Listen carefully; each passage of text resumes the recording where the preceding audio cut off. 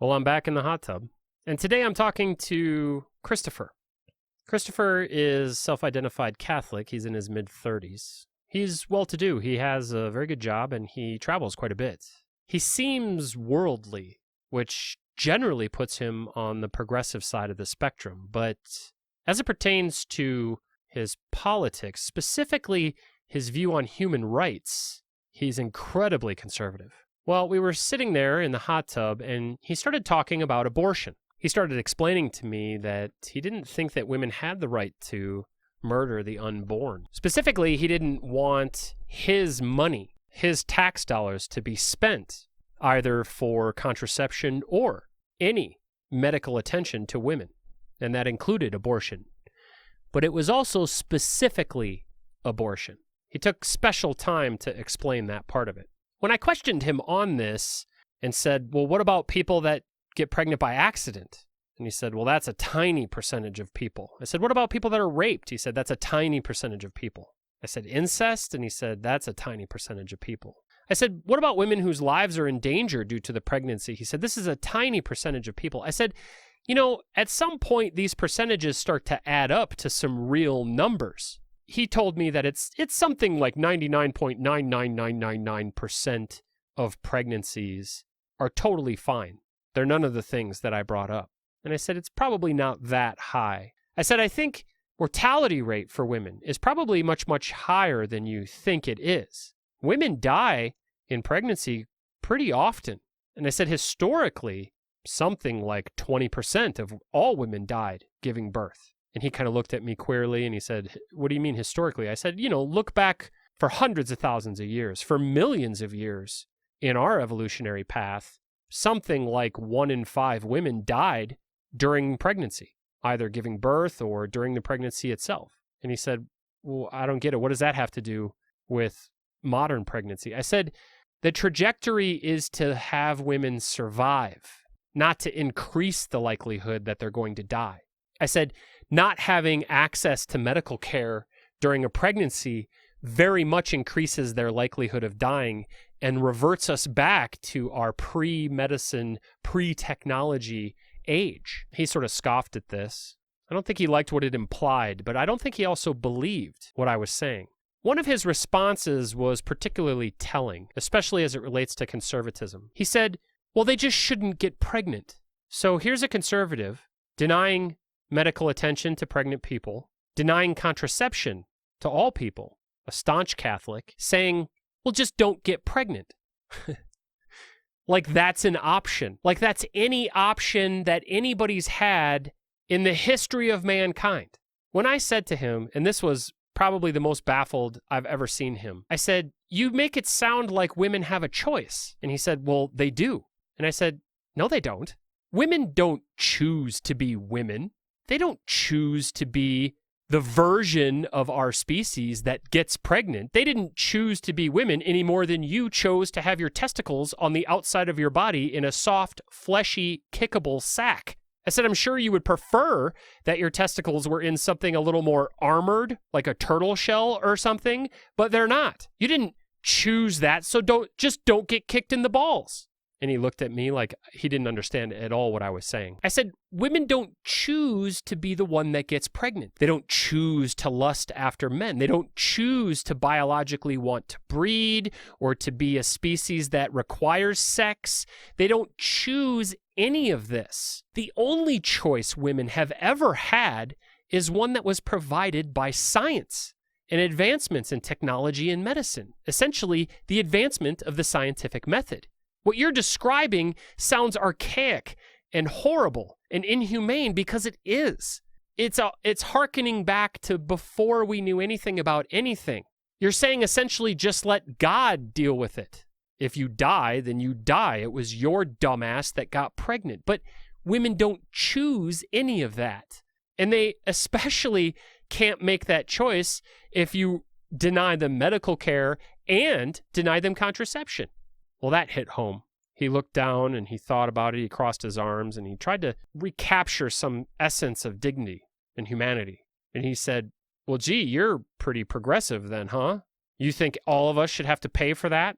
So now he's trying to switch this to ad hominem. Now I'm some sort of weirdo progressive who thinks that women should have a right to their bodily autonomy and their bodies. And of course, that puts me, I don't know, in some category of people worth ridicule. I said, let's not change the subject. I said, do you really think that women choose to get pregnant? Or do you think that they fall in love, they have sex, which is something all people do, and then sometimes they get pregnant, and sometimes they don't? Not only did they not choose to be women, that's just what they are, but they didn't choose to have this happen. They didn't choose to have this acts of love, an expression of affection and emotion and passion and making love. They didn't choose for that to be how they get pregnant either. They also didn't choose the fact that they have an incredibly strong sex drive. They didn't choose to be attracted to men. Lots of women are attracted to women. They're not attracted to men. They didn't choose that either. I said, how could you possibly blame them? You're like, basically what you're saying is, well, just don't be a woman. And again, he looked down and he crossed his arms and he looked a little bit defeated. He had a furrowed brow and he was just trying to grasp onto any humanity that he might have. He couldn't muster anything else to say. He was flummoxed, dumbfounded. He did say, I've never heard anybody talk about it like this before. I said, well, that's interesting, I guess. I think after being silent for a little while, I finally sort of let him off the hook and started talking about something else, or I sort of changed the subject to say, well, why shouldn't we offer them medical care? Why shouldn't a woman be able to decide whether or not something lives inside her body? And then he just reverted back to, well, she chose to get pregnant. I said, I thought we already covered this ground. He said, yeah, I guess we did. And then he bowed out. He said, well, I have to go. But this level of conservative stupidity and ignorance, this blaming a woman for being a woman as if she had some choice in the matter, this redirecting the spotlight onto her as if she's the one to point the finger at, as if she's the one to be held accountable for this, her situation. Now, as a progressive, I do recognize that she has some level of accountability, but she didn't choose to be a woman and she didn't choose to be the version of human that gets pregnant. The only choices she had before her were ones given to her by science and the scientific method. There was no Catholic doctrine and there was no verse in the Bible that gave her the ability to choose whether or not she got pregnant. It's a little bit ironic and pretty sick and twisted that a Catholic sits there and says, well, you can't have contraception and you can't have medical care, and you chose this. You chose to get pregnant. She didn't choose any of it. And she doesn't get to choose, according to a conservative and a Catholic, whether or not that unborn person inside of her takes precedent over her life. I think if conservatives and Catholics had their way, they would just extract the baby as soon as it was viable outside of the womb and discard the corpse of its mother. I know that they're known for being very supportive of their wives and so on, as they say things like, well, she can't divorce me, we're Catholic, and stuff like that. But blaming women for the fact that they're women is a little bit like blaming men for being men. I mean, it just doesn't make any sense. None of it does. The facts of the matter, the science demonstrates that when men and women come together and make love, that sometimes babies are the product. Sometimes little people. I'm fine with calling them little people. In fact, all the science demonstrates that they are a Homo sapiens in some stage of development. I have no problem giving the unborn all of the human rights and bodily autonomy rights of all people, just like I have no problem giving somebody in a vegetative state who is late in their life and perhaps living off of machines bodily autonomy rights. But to suggest in any way that any person, or any, I should say, Homo sapiens, has a right to use another person's body for any purpose against their will and without their consent, that's very clearly inhumane. It's very clearly a violation of human rights. We can demonstrate that we have a right to bodily autonomy if we look to the definition of what biological life is. We can readily and easily derive a right to bodily autonomy. I must breathe. Therefore, I must have a right to breathe. I must eat. Therefore, I must have a right to control what goes into my body. I must excrete or pass or poop, if you like. Therefore, I must find homeostasis. Therefore, I must be able to control that which goes into and comes out of my body and when, for the most part, to the best of my ability. That is part of being alive. It's to seek out that which we must, and we must breathe. So we must seek out clean air. We must eat and drink, and so we must seek out water and food, and we must find homeostasis. Therefore, we must move things through our bodies and metabolize. We don't have any choices in this matter.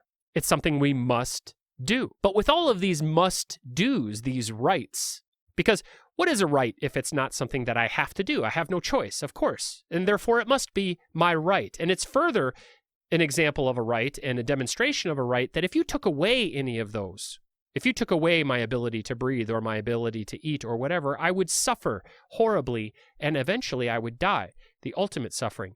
This must be a right of mine because taking it away causes suffering, ensuring that I have this right causes flourishing, and by the way, I have no other choice as a living creature.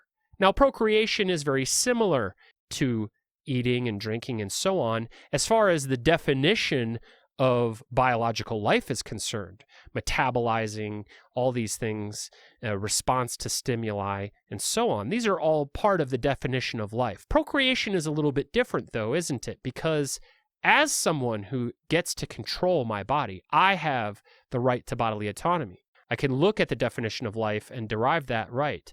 But I have to admit that I must stop and consider procreation separately because it does require that two people come together for that act. When I drink water, I don't need another person, but when I procreate, I do.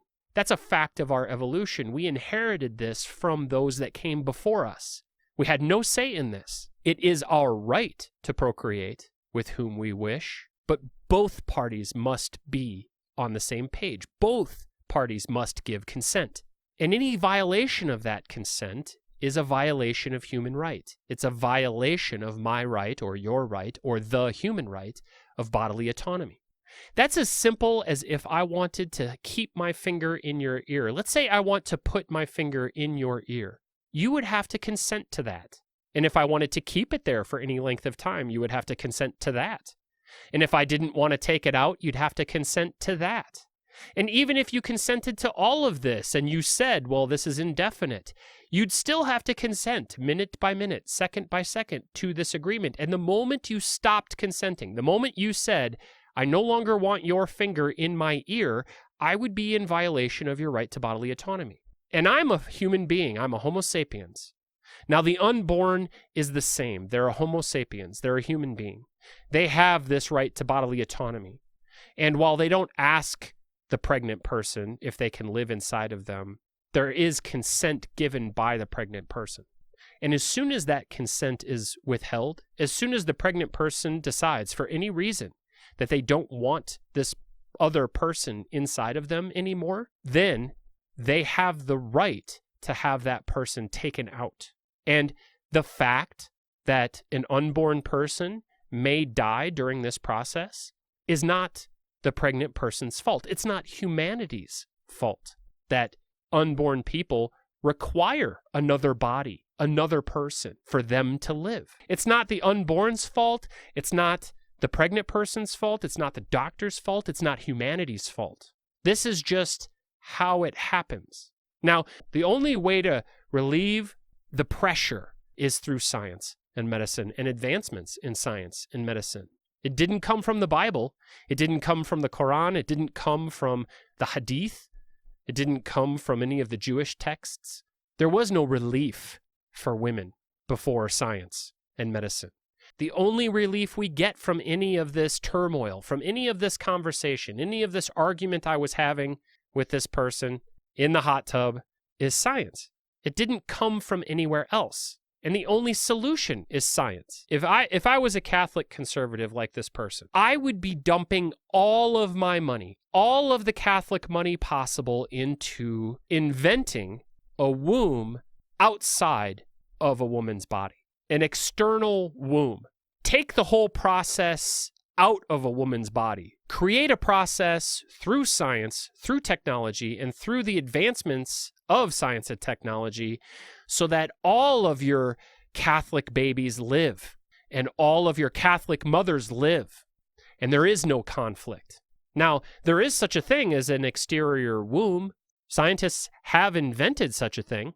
I wonder if Catholics and conservatives will ever get on board as to funding the advancement of that technology and figuring out how to incorporate it so that abortion is a conversation that we don't even have anymore. Now, Catholics and conservatives are incapable of progress. That's why they still talk about condoms and contraception as an evil. They can't progress because that's not what the Bible says. That's not what the Pope says either. But do realize, as a progressive, the only relief from this conundrum, the only relief that you're ever going to get from the decision of whether to murder the unborn who lives inside of you or someone you love, is going to be through science. It's going to be through the advancements of science and technology to make that not even a decision you will ever have to make. It's very similar to the advancements in contraception. We don't even have conversations that we used to have because we have condoms. We have birth control. We have IUDs. We have the day after pill. We have all these different things at our disposal that science gave us. Eventually, we will have an external uterus. That technology is evolving. It is being developed. Where's the $1 billion from the Catholic Church to solve our abortion problems? Where's that $1 billion that they should be investing in having this abortion problem that they're so worried about be completely null and void? It won't come from the Catholic Church, I'll tell you that. Conservatives pretend to care about the unborn and they pretend to care about mothers and women, but immediately when you ask them, well, what should be done? They just say, hey, just don't be a woman. Just don't be a woman. That's the solution. How do conservatives ever expect to get past these problems if we don't incorporate science, if we don't accept science? If Catholics are still concerned about contraception, how are they ever going to get to an external uterus? I think that's about it for this episode.